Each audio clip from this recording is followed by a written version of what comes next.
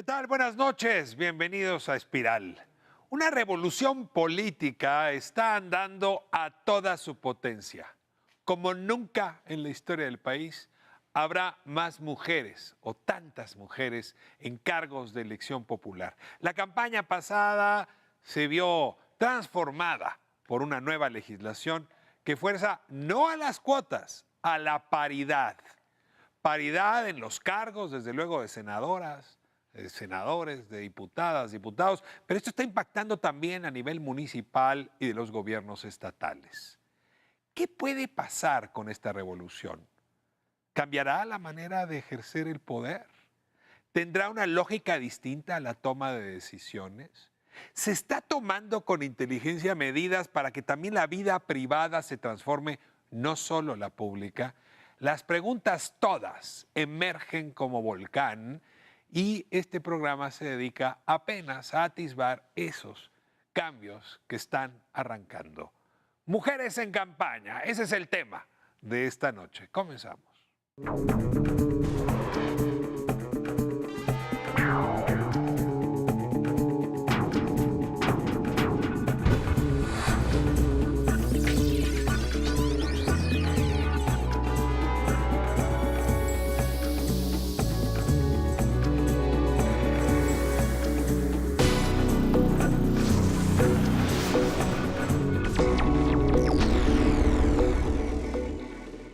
Ya lo anuncié, el tema de hoy, mujeres en campaña. Y tengo tres mujeres muy exitosas en sus campañas para que nos cuenten las anécdotas de estos meses donde, a pesar de que ahora hay más mujeres en cargos de elección popular, el machismo no cede. Les doy la bienvenida y como es tradición aquí en Espiral les voy a pedir que se presenten. Comenzamos con Marta Tagle. ¿Qué tal, Ricardo? Buenas noches. Soy Marta Tagle, soy feminista, activista ciudadana, defensora de los derechos de las mujeres y también legisladora. ¿Cuántas campañas lleva ya? Pues muchísimas. Tengo por lo menos 25 años metida en la actividad política y he estado ya en varias de ellas. ¿Se mueve la cosa? Sí, sin duda. ¿Sí? No sin es lo duda. mismo hace 25 años que ahora. No, y sobre todo con el número de mujeres. O sea, antes éramos unas cuantas, o sea, en los cargos políticos y ahora ver esta llegada masiva de mujeres sin duda cambia las Marta, cosas. muchas gracias por estar Gracias aquí. a ti, Le Ricardo. doy la bienvenida a Citlali Hernández. Gracias, buenas Citlali, noches. Un gusto estar aquí también. felicísimo de tenerte. Gracias. ¿Quién es usted? Soy Citlali Hernández Mora, militante joven de izquierda ya desde hace algunos años. Fui diputada local aquí en la Ciudad de México por Iztacalco y bueno, ahora senadora electa de la Ciudad de México por Morena. ¿Feminista? Creo que todavía me falta más formación teórica para asumirme feminista, pero sin duda caminando hacia el feminismo. Caminando hacia allá. Claro. Es que curioso, hay quien diría me estoy apartando, tú dirías caminando. No, fíjate, yo admiro, por ejemplo, a Marta, que ya la conozco también de rato, y admiro a varias feministas que me parece que se asumen feministas porque ya traen una formación, una claridad, ¿no? A mí me parece que todavía me falta un poco, pero sí camino hacia allá. Te escucharemos hoy, yo te digo muy clara. Y le doy la bienvenida a María Fernanda Rivera. María Fernanda, muchas gracias. Gracias a ti, Ricardo. A ustedes, un gusto saludarlas. Pues soy Fernanda Rivera, panista desde hace más de 30 años. O sea, cuando naciste te entregaron Pues la membresía. casi, crecí en esta lucha democrática. Desde casa sí lo viví, lo vi y me convencí de trabajar ahí. Me declaro amante de lo femenino. He ido comprendiendo la lucha feminista desde este paso por la cuota de género que hemos estado impulsando, etcétera. He ido comprendiendo más en la práctica también, ¿no? Y en esta última campaña al Senado de la República por el Estado de México, en la coalición, en fórmula con Juan Cepeda, pues también pude explotar mucho más esta visión de amante de lo femenino, complementariamente también con lo masculino. Creo que hay que ir comprendiendo esta evolución que va teniendo el feminismo y bueno, las luchas de las mujeres creo que es una causa que todos debemos de adoptar, seamos hombres o mujeres. A ver, había una brecha grande, ¿no? Entre hombres y mujeres en el poder. Ahora se ha reducido en el Congreso, ¿no? Habría que decir que si uno ve la cantidad de gobernadoras contra gobernadores, pues no. Luego, si uno ve los gabinetes en los estados, sigue habiendo grande la brecha. Pero el Congreso esto se mejoró. Y un poco lo que les quiero preguntar es, se mejoró porque así lo dijo la ley. O sea, la ley ordenó que se porte la gente paritaria. esta es una campaña donde esa ley se explayó. Yo quiero preguntarles, ¿cuál fue la experiencia de campaña? ¿Cómo les fue? ¿Se sintieron, a partir de lo que dice la ley, ya en condiciones de igualdad? ¿Se volvió más difícil? ¿Los machines andábamos más enojados? Sí, yo creo que se vivieron campañas con mucha resistencia, porque al final de cuentas la obligación que impone la ley y la Constitución de cumplir la integración de manera paritaria a las candidaturas obligó de entrada, por ejemplo, a las coaliciones a hacer fórmulas y a hacer números para tratar de ubicar primero la distribución entre partidos y luego dentro de los partidos que cada fórmula correspondiera con el género que les correspondía. Entonces, en muchos casos se sentía que se daban de topes porque la candidatura que tenían prevista para un hombre tenía que ser para una mujer de determinado partido y no encontraban cómo hacer ese enroque. Eso generó muchas resistencias de entrada en el tema de la asignación de las candidaturas y mucho enojo. Y muchas mujeres llegaron a otros espacios porque además hay que recordar que había muchos procesos locales, todo estaba puesto en el proceso federal, particularmente en las candidaturas a la presidencia de la República, pero había 3.416 cargos en juego durante este proceso electoral.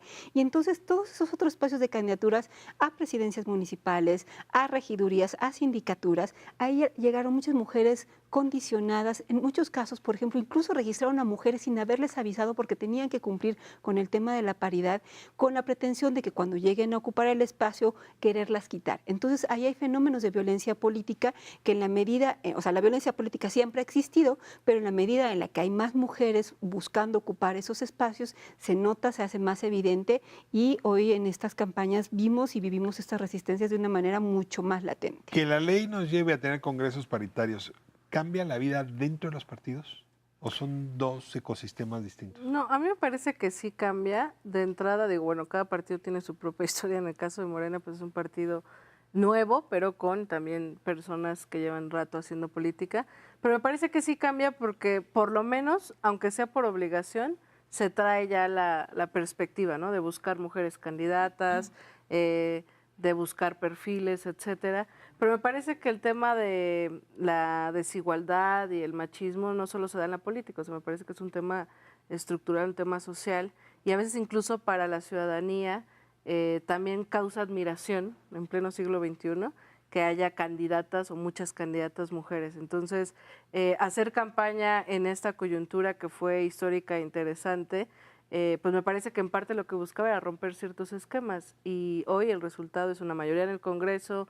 En la Ciudad de México tenemos una jefa de gobierno mujer, en el gabinete federal también hay una paridad en los nombramientos. Entonces me parece que se rompe una idea que desde hace mucho tiempo y que en algunas otras partes de la República se tiene todavía, ¿no? A mí me ha tocado hacer campaña en otros estados y de repente hay quienes dicen, no, o sea, a lo mejor la vida de un municipio ha sido de, no sé, 6 presidentes municipales y una mujer, y si una mujer lo hizo mal, ya hay una percepción de que las mujeres no sirven para esto. Entonces, el foco es distinto. Sí necesitamos empezar como a proyectar que las mujeres estamos listas para lo que sea y que tenemos la responsabilidad de hacerlo. Pero en el caso de tu partido, sí se dio una discusión muy fuerte, porque en algún lugar sí se quiso argumentar que se le cerró a Margarita Zavala la puerta porque era mujer.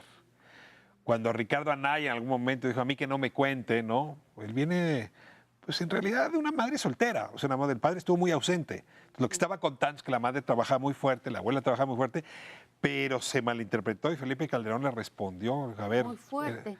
Indudablemente. O sea, el debate fue importantísimo. Y eso yo creo que ha sido un debate de muchos años. Margarita incluso ha sido impulsora dentro del partido justo del tema de las cuotas. Yo me resistía mucho a entender esto de por qué tenía que ser obligatorias las cuotas. Y conforme te decía, he ido viendo la evolución. Sí hay una resistencia de los hombres que detentan el poder dentro de un partido político, en una administración pública, en el Congreso mismo, te diría en el Congreso local, en el Estado de México. Es impresionante la lucha que hemos tenido que dar las mujeres de todos los partidos, incluso para pelear algún espacio en la Junta de Coordinación Política, cuestión que no se ha dado hasta la fecha, ¿no? ¿Cómo? ¿La Junta de Coordinación? Es puro, está integrada ¿Pura machín? Así es. Entonces, creo que sí hace falta dentro de los partidos y hacia afuera, hacia los ciudadanos, entender que las mujeres estamos listas, como bien dices, Lali, para aportar y estar en cualquier posición. Y dentro de los partidos tenemos que capacitar a más mujeres. La crisis fuerte que hubo para la designación o la elección de candidaturas para mujeres, pues habla de también que hay un sector todavía de mujeres que no se creen o no se han asumido con la capacidad de participar en la vida pública.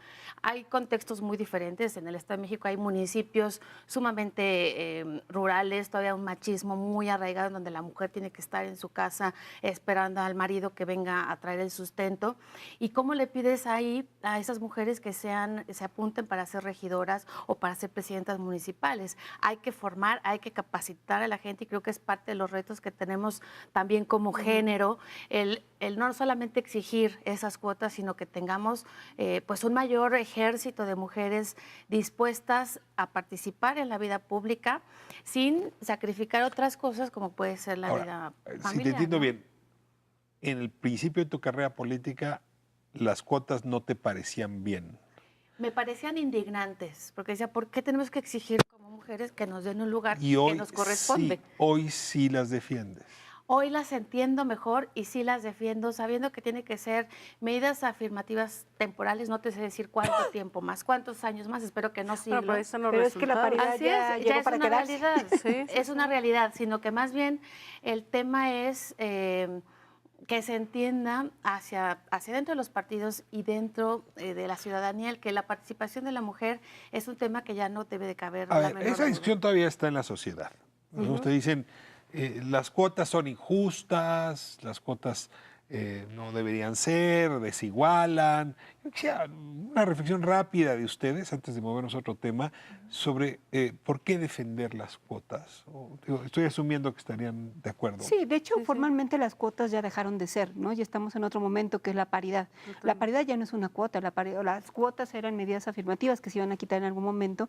La paridad llegó a sustituirlo, es el reconocimiento que tenemos a formar de manera paritaria, por pares, la toma de decisiones O sea, cuando de era manera pública. ningún sexo podrá tener más del 30%, será una cuota. Era una Así es. cuota Más del 70% y será eran una cuota. acciones afirmativas. eran Cuando 30. dices esto es paridad, sirvieron en su mitad y momento. mitad, eso ya no es cuota. Ya porque formalmente no es un porcentaje, es el 50%. es formalmente representar lo que significas en la sociedad, y en la sociedad las mujeres representamos el 50% de la población, y de manera paritaria nos tenemos que ver reflejadas en ese espacio donde se toman las decisiones. ¿Para qué? Para llegar con nuestras propias vivencias como mujeres, porque las mujeres vivimos las mismas realidades que los hombres de una manera totalmente diferente, condicionadas por el género.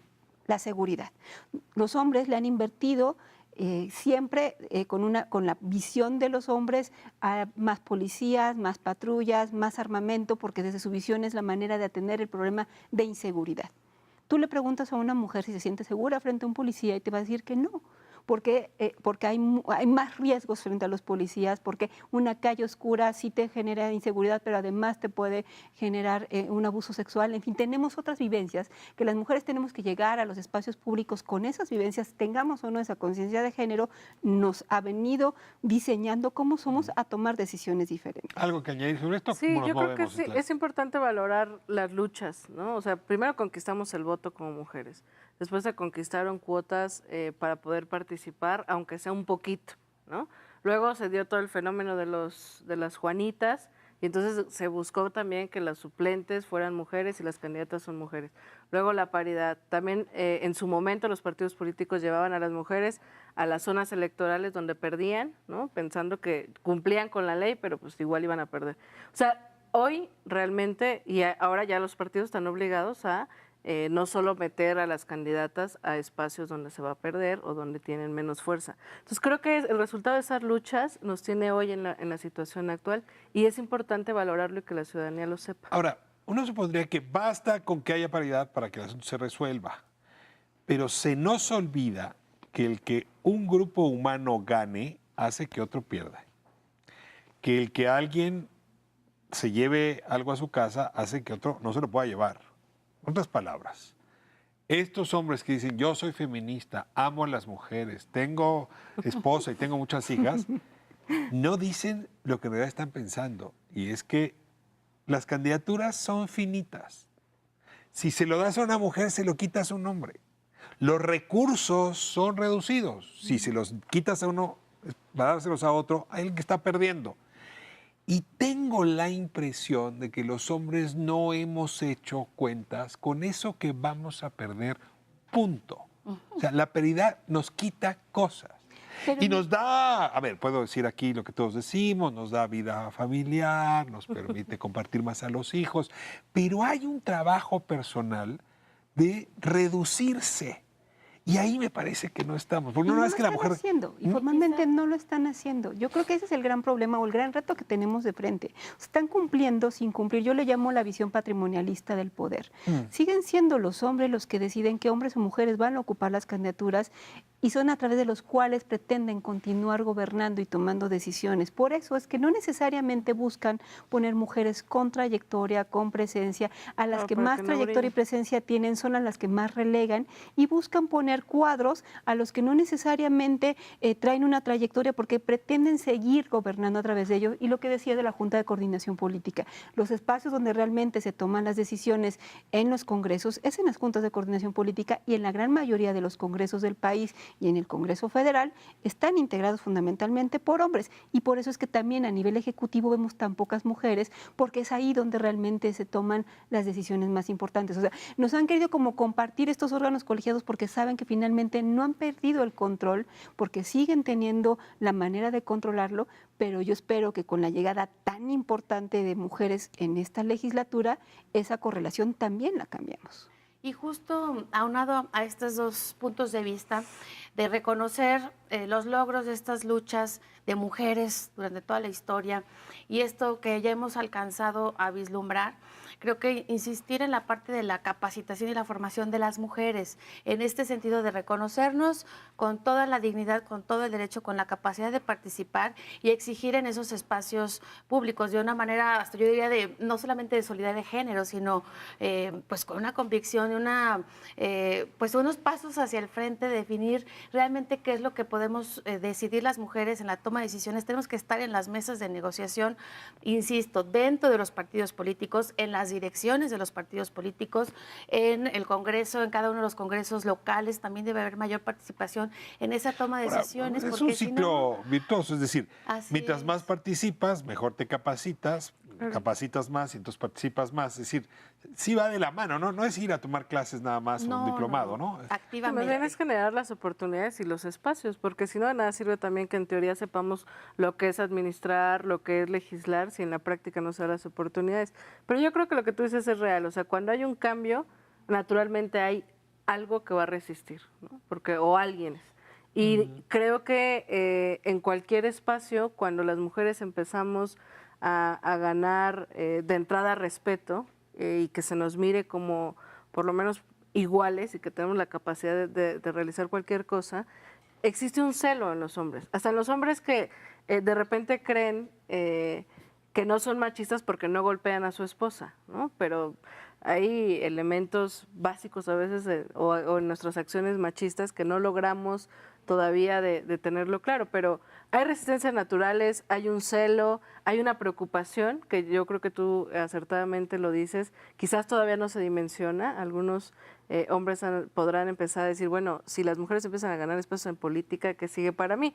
Porque la realidad es que creo que por las mismas, por el mismo letargo en el que nos han dejado, quienes estamos en política creemos que hay una responsabilidad con nuestro género, de hacerlo bien, de ser mucho más responsables, de poder provocar y contagiar a otras mujeres que se animen a entrar, porque en efecto cuando buscas candidatas, hay mujeres en otros estados, seguramente en la ciudad también, pero a mí me ha tocado ver en otros estados, que desde voy a pedirle permiso a mi esposo hasta no soy capaz, tengo hijos, y de repente pues hemos sido pocas las mujeres que hemos participado y la experiencia obviamente es menor porque los hombres han tenido más oportunidad. Y si La me ley es un permites, techo, Sí. ¿no? Entonces, hombre, si yo muevo con la paridad del techo, pues caben más mujeres. La ley ha logrado hacer eso, ¿no? O sea, el techo que antes era muy bajito, plafón bajito para las mujeres, se ha logrado subir. Pero tú ya sugerías eso que, no me pongo muy académico, pero que los teóricos llaman el suelo pegajoso, que no es el techo que te impide, sino que tú misma te impides. Es decir, tú misma te preguntas, ¿podré ser mamá y diputada al mismo tiempo? ¿Tendré yo derecho a ir a la Junta de Coordinación cuando a lo mejor no estoy suficientemente preparada? ¿No? ¿Seré yo buena presidenta municipal cuando las mujeres no hemos sido? Sí, son esas preguntas que uno se hace y que en efecto generan esta sensación de pegarse al suelo, de no permitir crecer, no porque alguien te lo impida afuera, sino porque tú misma te lo impides. Déjenme irme a corte y me cuentan un poco, incluso si me permiten, en tono personal, cómo se vence el suelo pegajoso. Vamos a corte, regresamos. Hablamos de mujeres en campaña.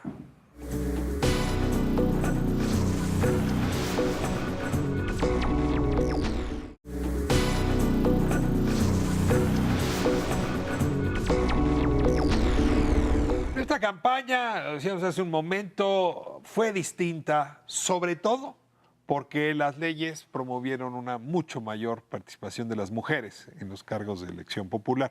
Hablábamos de cómo las leyes cambian cosas, pero la vida está hecha no solo de leyes, es más, la ley aplica para un pedacito muy pequeño de la vida. En realidad hay un asunto de transformación cultural donde, por un lado, los hombres pues tenemos que aprender a compartir el poder en situación paritaria. Pero también las mujeres se tienen que dar permiso para crecer en toda su estatura. Porque llevamos demasiadas generaciones que les dicen no van a poder, es muy complicado. Ahí está la suegra diciendo, ¿y quién va a cuidar a mis nietos, mijita? ¿No? No vas a poder, pues si nunca han podido, ¿por qué podrían ahora? Y les preguntaba antes de irme a corte, ¿cómo se vence eso que se llama el suelo pegajoso? ¿Cómo vences esa resistencia, esa vocecita en tu cabeza que te está diciendo las mujeres no pueden, que no nada más es la voz de afuera? Pues yo creo que de entrada, o sea, hay como dos cosas. Una, a nivel personal, sí, los símbolos son muy importantes. El ver llegar a tantas mujeres a espacios de toma de decisiones de manera muy importante nos va a cambiar a nosotras mismas la percepción sobre de lo que podemos o no podemos hacer. Hace mucho tiempo dando un taller con mujeres alcaldesas en Oaxaca, una de ellas me comentaba eso cuando preguntábamos que cuál era su mejor experiencia de haber sido alcaldesa de su comunidad. Y decía que lo mejor era que las niñas de su comunidad se pudieran dar cuenta que podían ser algo más que las que lavaban, planchaban y hacían la comida. Y eso, o sea, simbólicamente me parece que de entrada ver esos símbolos nos va a ayudar y además ahora va a ser de manera muy importante, ¿no? El gabinete de la Ciudad de México, el presidencial, el Congreso, la mayor parte de los congresos locales también van a tener una integración paritaria y esa es una parte. Pero no todo es un asunto personal, también tiene que ver con las leyes que se tienen que hacer, porque es lo que tú decías, o sea, ¿por qué las mujeres tienen que preocuparse de si pueden o no o estar en un espacio de toma de decisiones públicas que te requerirá mucho tiempo de tu actividad personal, porque las decisiones se toman a altas horas de la noche en los lugares que no necesariamente son los formales? ¿Por qué como mujer te pesa eso y a los hombres no? Porque no tienen responsabilidades de lo familiar. Y eso también se modifica no con acuerdos personales en casa, se modifica con leyes y con presupuestos públicos para moldear una política pública donde hagas más equitativo el tema de las responsabilidades familiares y políticas de cuidado. Le voy a poner en la que contribuyan color a hombres. lo que acabas de decir. Una vez, pues mujeres que trabajan para una empresa, decían, no, va a ser muy difícil llegar a los cargos de dirección porque pues a los clientes de esta empresa les gusta tomar las decisiones en los table dance Claro. a altas horas de la noche, ¿no? Es decir, y se van y entonces se emborrachan. Pues es un espacio cerrado a las mujeres. Entonces, si ahí se toman las decisiones, estamos fuera. Yo no sé si eso pasa entre los diputados, pero tengo sospechas de que también les gustaban esos lugares antes de que los cerraran. A ver, Gladys, ¿cómo va a ser que no se tomen las decisiones en esos lugares, sino en lugares, hombre, pues más accesibles, incluso hasta para los niños, pues, ¿no? Claro.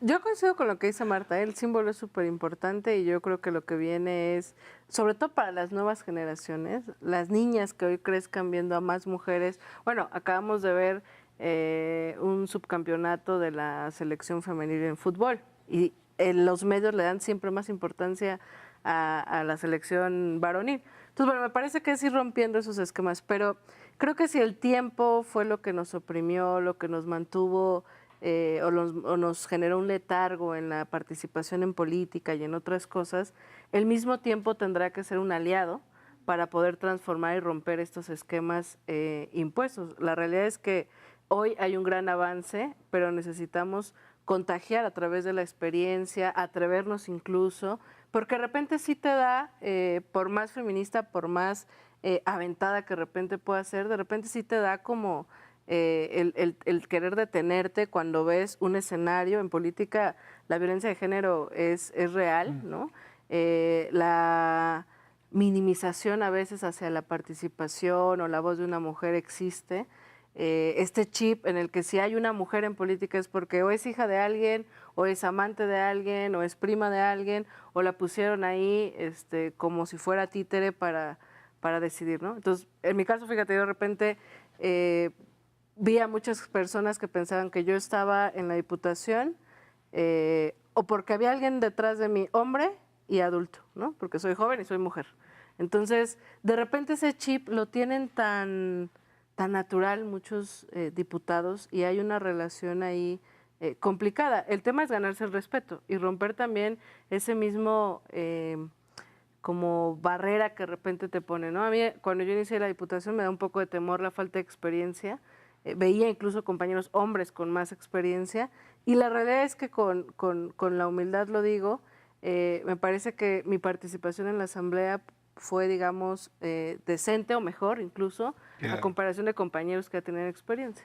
Entonces, es atrevernos, romper y contagiar ese Ahora, ser ese mujer símbolo. no es una limitante como ser mujer en edad fértil o ser mujer con hijos. Es que sí quisiera hacer la diferencia. Lo planteo en términos económicos. Las mujeres a los 17 años, que es cuando entran a trabajar, les va muy bien económicamente, hasta los 25 años. Y a partir de los 25 años se estanca su salario. ¿Qué pasa entre los 17 y los 25? Pues que no están en ánimo de tener hijos. ¿Qué pasa a los 25? Que tienen hijos. Es decir, tener hijos es una limitante. Para las mujeres, no es para los hombres. Si me permites compartir una experiencia justo de esta reciente campaña, además de ser candidata al Senado, pues de alguna forma asumí el rol de ser pues mentora o promotora de las candidaturas de mujeres en el Estado de México.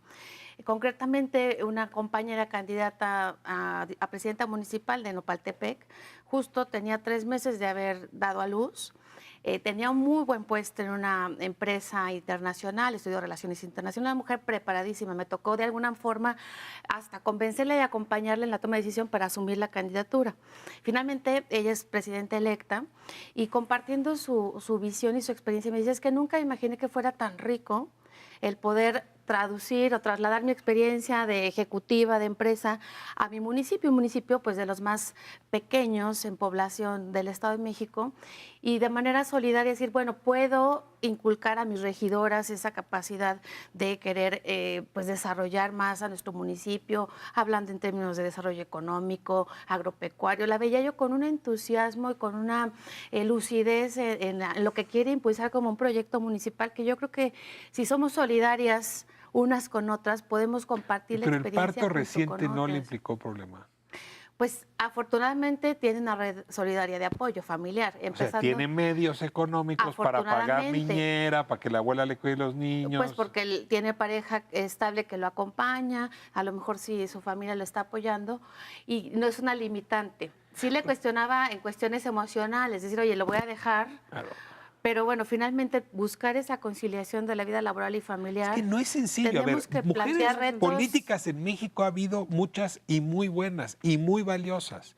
Pero sí digamos que la generación anterior, a ver, déjenme pensar, Socorro Díaz, Beatriz Paredes, Dulce María Sauri, a ver, fueron mujeres que tuvieron que sacrificar muchísimo. Sí. Yo les, a ver, no tendría nadie por qué sacrificar tanto. Así ¿no? es. A ver, no yo tienes les por qué. No tienes por qué sacrificar parte de tu vida personal. Y es por eso que necesariamente sí tenemos que hacernos cargo del tema de los cuidados. Porque además, no nada más es el tema de los hijos. O sea, no solamente es una limitante que seas o no mamá. Muchas deciden no serlo, ¿no? Cada vez tenemos más mujeres jóvenes que para poder seguirse desarrollando profesionalmente deciden no ser madres y no debería de ser una disyuntiva, ¿no? Pero no solamente es eso, que también llega una edad en la que el cuidado de las personas mayores, de las personas enfermas, o sea, siempre el tema de los cuidados sigue siendo una responsabilidad exclusiva de las mujeres. E insisto, y eso no se resuelve mediante un arreglo familiar de si tienes una red de apoyo en la familia, de si tienes los medios para poder solventar esas preocupaciones, porque sigue siendo una responsabilidad nuestra, sino desde la política pública que tenemos que hacer para solventar eso. Necesitamos estancias, escuelas de tiempo completo, casas de cuidado para adultos, o sea, una política pública que nos ayude a que hombres y mujeres podamos salir en el día a ser productivos y regresar en la tarde ambos a nuestros hogares y compartir familiarmente, no solamente en la política, en cualquier otro espacio. A ver, Clary, esta pregunta la tengo que hacer a ti. Okay. Yo no encajé bien la propuesta de trabajar 6 días de la semana que hizo el presidente electo de tu partido, Andrés Manuel López Obrador, porque me parece que va en contra de esto. Es decir, si lo que queremos son mayor equidad, necesitas mayor equidad o paridad en el término de los cuidados, en el tema familiar. Y la verdad, tampoco encajé bien este voluntarismo de llevar a buena parte de la administración pública fuera de la ciudad, porque ¿qué va a pasar con las familias? Es decir, me parece que no se hace cargo de lo que eso puede implicar. Perdón, pero es más fácil que un hombre agarre y se vaya, que se vaya una mujer. ¿No hay algo de contradicción entre un partido que está promoviendo la paridad y por otro lado está proponiendo estas ideas que me parecen contraparitarias en el ámbito de lo personal? Es decir, que no pone la mirada en lo privado cuando la está poniendo solo en lo público. Pues, más bien, no es que no se ponga, me parece que se divide, ¿no? O sea, al final sería hasta chistoso que Andrés Manuel nos preguntara a todos los que voluntariamente creemos en este proyecto, y créeme que hemos dedicado mucho tiempo y sacrificado muchas cosas personales porque creemos en el proyecto, porque queremos transformar este país. Sería chistoso que a todos nos preguntaras, oye, tu vida personal, ¿cómo la vas a resolver? A mí me parece que entrar al ámbito público, a la política, implica entrar a una responsabilidad mayor y una serie de decisiones en torno a tu vida personal que sin duda van vinculadas a ello y que tienes que modificarla. Más bien yo estoy de acuerdo con lo que dice Marta, o sea, me parece que tenemos que tomar decisiones desde la administración pública, desde lo legislativo, para empujar y acelerar el proceso en la sociedad. O sea, tú acabas de decir, es más fácil para un hombre irse a otro estado a trabajar. O sea, culturalmente, un hombre dice, me sigues. Y el tema es... Ahora, yo quiero ver cuántas mujeres pueden decir, ¿cómo ves, amor? Me acaban de decir que la Secretaría de Educación Pública se va a Puebla. Es que te vas conmigo, nos divorciamos, ¿dónde podemos a los hijos? Claro, o sea, y el hombre puede pensar, mi trabajo es más importante que el tuyo, no, yo me quedo aquí. Esa tensión va a ¿no? ser bestial. La decisión va a girar en torno a lo que a mí me interesa y no. O sea, pero vamos, ese ámbito público, personal ligado al ámbito público, va de la mano de una cuestión social. O sea, tenemos que empujar un proceso en el que las decisiones que tomemos y las condiciones que existan, digamos, reglamentarias, normativas, empujan a las familias a tener otro tipo de decisiones y de discusiones en torno a su vida personal.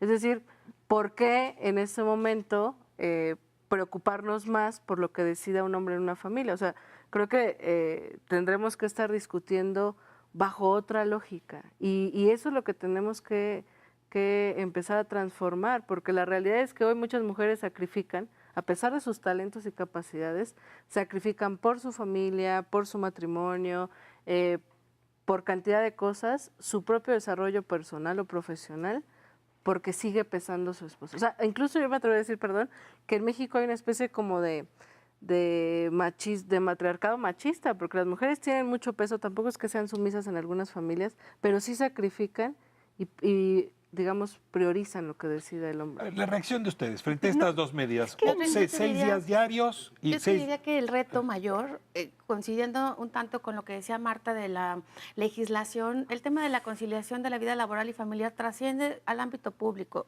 Ciertamente el ejemplo que estás poniendo de lo inminente que puede suceder con la administración entrante, con estos ajustes y cambios, pues va a afectar a las mujeres que trabajan en la administración pública. O a las familias. O a las familias. Yo A ver, creo que 6 de 7 días a la Así semana es. se tiene que trabajar. ¿Y los niños a qué horas? Ya olvídate, papá, mamá.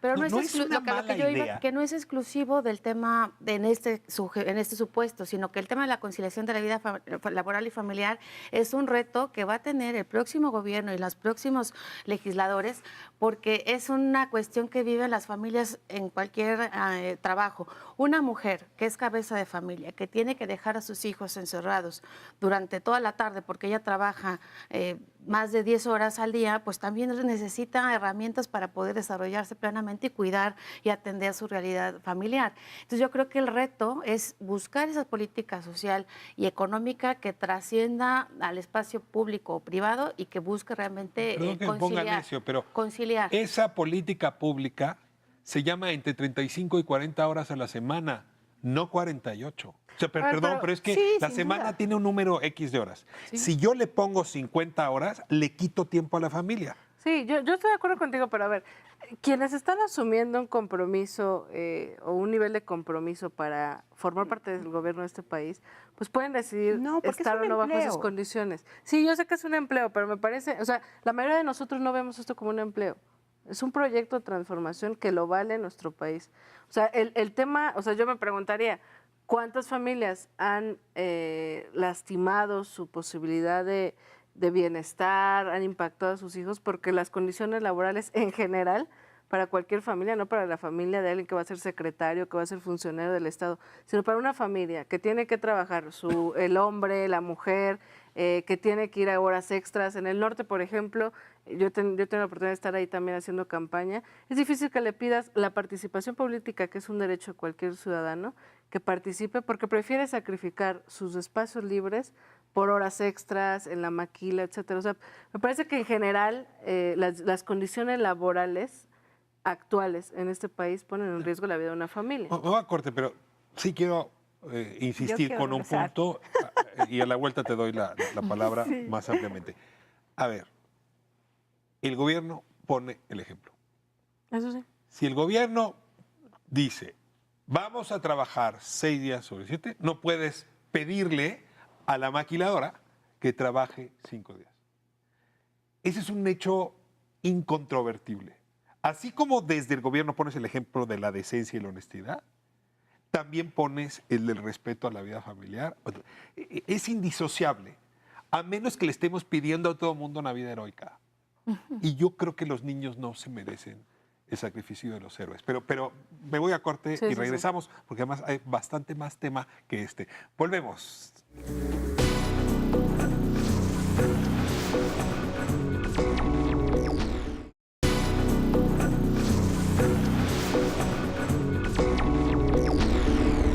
Bueno, estamos de vuelta en Espiral, hablando de las mujeres, decíamos en campaña, pero las mujeres en política y cómo esto está cambiando muchas cosas y planteando muchas preguntas.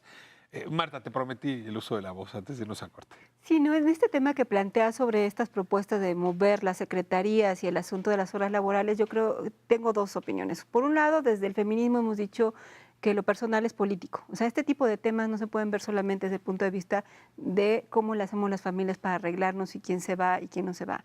Si de verdad va el plan en serio de mover las secretarías de Estado, tiene que ir acompañada de una política pública para resolverle la vida a esas familias, que implica resolverle la vida, vivienda, escuelas, o sea, un paquete completo porque Estancias las infantiles, personas, estancias infantiles, o sea, todo lo que necesitas para cambiar tu lugar de residencia, que en muchos casos puede ser positivo si está bien pensado y diseñado. ¿Por qué? Porque vas a desahogar un poco a la Ciudad de México y puedes darles una mejor calidad de vida en otros estados a esas familias, siempre y cuando vaya acompañado de esa política pública donde en este caso el patrón, que es el gobierno, se hace responsable de esta reubicación y de lo que eso significa con las familias que pueden hacerlo, porque además estamos hablando no de los funcionarios que están comprometidos con este proyecto, estamos hablando de quienes trabajan en esas secretarías, que de acuerdo a los propios datos de que presentaron recientemente en los estudios para mover a la secretaría, estamos hablando de un impacto a 2,5 millones de personas. O sea, no son estos personas involucradas en un proyecto que quieren una transformación, son gente que está dedicada a trabajar. Y el otro vertiente tiene que ver con los derechos laborales. Me parece que en este ánimo de disminuir la austeridad y muchas cosas así, estamos atentando contra el tema de los derechos laborales, porque en lugar de dignificar el trabajo, es achatarlo para todos, ¿no? O sea, en lugar de que estemos exigiendo menos horas de trabajo para todos, o sea, no solamente es que dicen, es que yo como un empleado trabajo 7 días a la semana, 10 horas diarias, gano muy poco, y un funcionario tiene todos estos privilegios. Perdón, esos privilegios los deberían de tener todos los trabajadores. O sea, ¿cómo le hacemos para que esos derechos sean de los trabajadores y no para que todos los funcionarios pierdan derechos? O sea, ¿cómo le hacemos? Y es un tema de derechos laborales, de dignificar el trabajo. Tratemos sí quedarnos en el tema mujeres, para no, porque si no nos lleva a una discusión. Bueno, voy a hacer un programa sobre esto. Okay. Yo solo Y agregaría nos dos vuelves a cosas. invitar. ¿Qué conste, Muy qué rápido conste? en el tema de los derechos laborales. Sí creo que los derechos laborales en este país son muy lamentables. La última reforma laboral atentó mucho más. Por un lado, ¿no? En el otro tema me parece que esto que estamos hablando abre una nueva discusión, ¿no? A ver, si hay más mujeres que estamos participando en distintos ámbitos que antes no eran para nosotras o que se habían cerrado las puertas, guste o no, podemos estar de acuerdo sobre el papel de las mujeres en la familia, etcétera.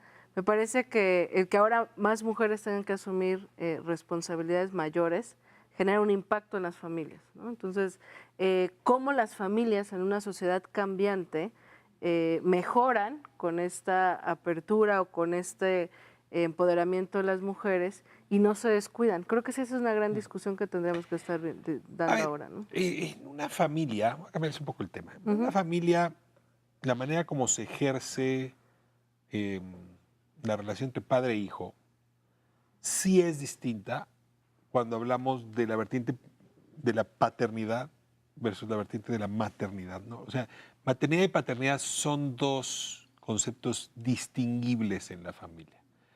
La mujer educa de una manera, el padre educa de otra, los hijos se relacionan con la paternidad de una manera, nos relacionamos de otra manera con la maternidad.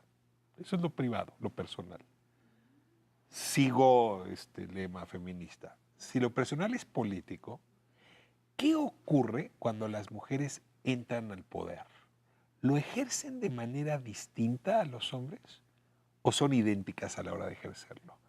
Y si fuesen distintas, ¿en qué son distintas? ¿Y por qué esa distinción beneficiaría a la política? Sí, pues yo creo que definitivamente estas vivencias con las que llegamos a la toma de decisiones políticas nos lleva a tomar decisiones de manera diferente, porque nos condiciona. O sea, porque lo que les decía, o sea, llegar con este tema de las responsabilidades del cuidado de los otros nos implica, de entrada, no poder tener todos los mismos tiempos que ellos, estar más limitadas para viajar, muchas cosas así, que necesariamente, sobre todo ahora que llegamos tan de manera masiva, o sea, de manera paritaria, nos va a llevar a tener que tomar decisiones diferentes a cuando éramos menos. Cuando éramos menos, las mujeres tenían que asumirse a los roles y la forma de hacer la política como venía siendo, y pues querías estar en una decisión, pues tenías o sacrificar una cosa o sacrificar la otra, O sea, y no te queda de otra. Mientras más parecida fueses a un hombre, más Más éxito posibilidades político tener. tenías. Por eso esas mujeres de las que hablabas hace un rato fueron exitosas y tuvieron que sacrificar su vida personal para poder estar en esos espacios, porque era la única forma en la que podían estar sacrificando todo lo demás. En cambio, ahorita estamos hablando de la mitad del Congreso, de la mitad del Senado, de la mitad. Tenemos de entrada, por ejemplo, en la Cámara de Diputados, ¿qué vamos a hacer con las legisladoras que puedan estar embarazadas? No tienen licencia de maternidad, no hay CENDIS, no hay ningún tipo de prestación social. ¿No hay Nuevamente, estancias infantiles? para las legisladoras, no. Cosas de ese tipo que tendremos que discutir, ¿estás de acuerdo? No tenemos derechos laborales que las mujeres deberían de tener porque no estaba pensado. Bueno, en la Junta de Coordinación Política de la Cámara de Diputados no hay un baño para mujeres, porque solamente ha habido hombres como coordinadores. Hasta hace poco había 1 o 2 mujeres coordinadoras y entonces no había baño para mujeres, ¿no? Ahora, déjame ir un paso más allá, a lo mejor entro en la metafísica. Tienes cara de pero- asombro. Sí, no, estoy impresionado. Pero a ver, ¿son más colaborativas? ¿Son menos confrontativas? ¿Se preocupan más por la política social que por la política de seguridad? ¿O estoy dando lugares comunes a...? Considero que tenemos una sensibilidad distinta, precisamente por la forma en la que hemos vivido, visto, hasta los mismos roles que a veces nos gusten o no nos gusten, siguen siendo predominantes en la sociedad.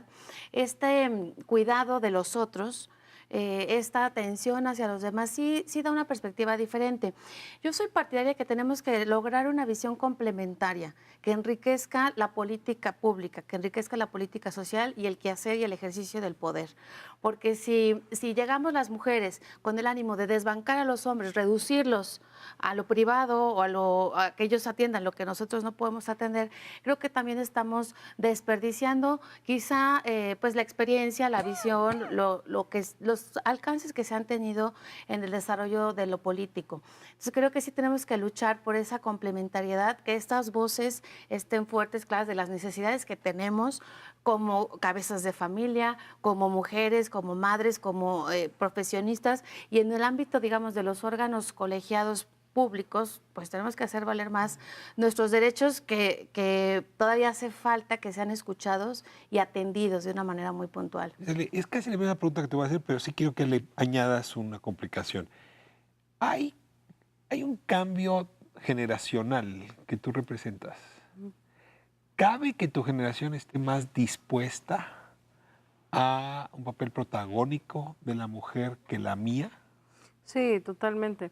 Yo creo que también ¿cuál es la diferencia o cuál sería una de las diferencias? Creo que hay una concepción distinta del poder. O sea, a ver, el hombre ha tenido tradicionalmente, históricamente, una concepción del poder. Y si tuviera que decirlo gráficamente, me parece que el hombre impone, ¿no? O sea, verticalmente ejerce el poder. Porque espacios de poder en México normalmente son espacios de privilegio, espacios con beneficios. Y para la mujer, si no me equivoco, me parece que llegar a esos espacios de poder ha sido una conquista, ¿no? Y no es la misma concepción cuando tú estás acostumbrado a ejercerlo verticalmente y cuando tú has luchado contra el mismo poder para acceder al poder. Entonces me parece que la visión del poder es distinta, O sea, y ¿la generamos mujer empatía. es más horizontal en el manejo Yo del poder? diría que sí, porque me parece que vemos a los que son iguales, a los que han dejado, a los que también han sido hechos un lado, ¿no? En la toma de decisiones, a los que no les han dado voz. Entonces me parece que, y además asumimos una responsabilidad distinta, creo yo, sin generalizar a todas las mujeres, ¿no? O sea, si nosotros hemos conquistado y tenemos claro que llegar a un espacio de toma de decisiones, a ver, yo voy a llegar al Senado, y sé que el Senado ha sido un espacio, por un lado tradicionalmente de hombres mayores, ¿no? Y por otro lado también fundamentalmente de hombres, no solo mujeres. Entonces, la responsabilidad es mayor, porque si yo como joven y como mujer no hago un buen papel, pues socialmente habrá como una interpretación de que ni las jóvenes ni las mujeres estamos listas para llegar a esos espacios de toma de decisiones. Eso por un lado. Por otro lado, sí creo que mi generación tiene un chip distinto al de otras generaciones porque ha vivido de manera más cercana, más directa, la oportunidad o las condiciones de paridad, de igualdad, y porque, no quiero decirlo así, pero parece, yo podría decir que está de moda, a diferencia de otras generaciones, una discusión o una confrontación más de respeto, ¿no? De señalar la violencia de género, etcétera. Entonces, mi generación y las generaciones que vienen atrás mucho más, traen el chip metido. El tema es cómo esta paridad, esta igualdad nos genera condiciones para construir una sociedad mejor. Voy hacia la última pregunta. Si uno revisa indicadores educativos, cosa que entusiasma mucho es que hoy hay más mujeres que varones que terminaron la secundaria, más mujeres que varones que terminaron la prepa. Las mujeres se titulan, ¿no?, en licenciatura y hasta incluso en doctorado más que los varones. O sea, en términos educativos, no solamente hay paridad, o sea, las mujeres están avanzando mucho más rápido. Sin embargo, entra al mercado de trabajo, y déjenme hablar de la Administración Pública Federal. Sobre el 70% de las mujeres están en cargos que se llaman técnicos secretariales, es decir, los que ganan peor. Y la mayoría de los hombres están en cargos directivos. Ya hace rato que hay una presencia de la mujer fuerte en el Congreso. Ya hace rato que hay recursos muy importantes destinados al desarrollo de la mujer. Pero yo no siento que eso que está pasando en el Congreso haya repercutido en la administración pública. Les pregunto como legisladoras si van a estar encima de la administración para que también la administración pública se transforme. Sin duda, yo creo que lo que hemos experimentado hasta ahora para poder acceder a estos espacios de toma de decisiones, que ha sido primero vía las cuotas, ahora el reconocimiento de la paridad, vimos que ha sido un camino que nos ha funcionado. Necesitamos, o sea, obligatoriamente que trabajar con eso, no solamente con las mujeres dentro de la administración pública para ver los mecanismos para empoderar a las mujeres dentro de esos espacios también, sino también ver a las mujeres empresarias, porque también si vemos las grandes empresas están dominadas generalmente por hombres, las mujeres que tienen empresas son las que tienen muchas dificultades incluso para acceder a contratos y licitaciones públicas, en fin, hay también en las empresarias todo un asunto que hay que atender y también hemos hablado con ellas de la necesidad de hablar y de imponer cuotas como ese caminito que ya aprendimos para empezar a abrir los espacios. Pero en el fondo, o sea, esa es en la parte numérica la que ya demostró que nos ayuda a cambiar la correlación, por lo menos de manera numérica, en la integración de los espacios donde se toman decisiones. Pero en el fondo, volvemos al mismo tema. Necesitamos transformar las condiciones de género en las que las mujeres entramos al espacio de lo público, porque hoy tenemos mujeres que se tienen que hacer supermujeres para poder estar en el espacio de lo público. O sea, para poder ser política, tienes al mismo tiempo que ser mamá y que ser, o sea, ser todo al mismo tiempo y tienes muchas jornadas laborales. Y si eso no lo resolvemos, vamos a seguir teniendo estas limitaciones, no importa que sea la más preparada, con tantos doctorados, porque nos enfrentamos a lo mismo, el tema de los cuidados. Administración Pública Federal y género. Indudablemente todavía falta mucho por avanzar en esta, yo diría, reeducación de lo público y de la forma del ser y quehacer de la vida política en los hombres. Esta lucha, este esfuerzo doble que tenemos que dar las mujeres, todavía hay que reeducar en muchos aspectos. El sistema educativo tiene que hacer un trabajo importante porque yo no me explico, por ejemplo, en el caso del Estado de México, la violencia que existe contra las mujeres, si no es por una percepción del machismo arraigadísimo en la sociedad y en las familias, ¿no? Entonces, eso se refleja también en esa discriminación en el ámbito laboral, en la administración pública, el no reconocer el que haya aptitudes de mujeres que puedan acceder a un cargo de dirección general en la administración pública o en secretarías, donde el cargo que queramos. Creo que todavía tiene que ver mucho con esta visión machista de no reconocer y de discriminar a la propia mujer, y ahí en la educación hay que trabajar mucho. Citlali, desde tu diputación, ¿cómo influir en que haya un gobierno paritario? Yo creo que es convertir el espacio que ha sido para hombres, que ha sido la administración pública local, federal, los espacios legislativos que tradicionalmente han sido para hombres. O esto que dice Marta nos genera asombro, ¿no? Que haya en la Junta de Coordinación Política solo haya baños de hombres, porque tradicionalmente han sido de hombres. O sea, desde esos elementos, si estos espacios siempre han sido y se construyeron y se normaron para hombres, ahora tendremos que hacer un espacio para todas y para todos. Porque la otra es que también los hombres tienen que entender que nuestra lucha, que la lucha de conquistar más espacios no es la lucha para quitárselo a los hombres o que querramos ser superiores a ellos o que odiemos a los hombres. No, el tema es que queremos condiciones iguales y necesitamos buscar desde lo normativo, lo reglamentario, hasta cosas simbólicas como poner un baño en más. esa dirección? Sí, por supuesto. Y además me parece que hay condiciones y hay aliadas aún en espacios partidistas distintos, ¿no? Ese sería el gran Pues reto. aquí yo veo 3 aliadas. La verdad es que no saben cómo me entusiasma escucharlas. Gracias. Siento que estoy tocando el futuro. Así son ustedes una ventana para entender hacia dónde va el país en materia de género y me da mucha gusto saber que me va a tocar vivirlo en vida. Seguramente que sí, porque además estamos convencidas y lo hemos experimentado. Entonces, creo que podemos solidariamente contagiar a otras y a otros para lograrlo. Citlali María, muchísimas gracias. Marta, muchas gracias. Gracias, Carlos. A usted, gracias por habernos permitido entrar a su hogar esta noche. Nos vemos próximo miércoles, 10 de la noche, Canal 11, Espiral.